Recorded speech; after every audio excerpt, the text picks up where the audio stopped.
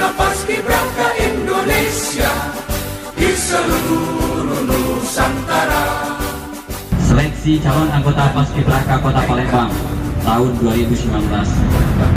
Adik-adikku, para anggota Paskibraka yang saya banggakan, sebagai warga negara yang baik dan menghargai perjuangan para pahlawan, cobalah kita renungkan bersama dalam diri kita masing-masing apa yang telah negara berikan kepada kita dan yang telah kita persembahkan untuk bangsa dan negara tercinta ini.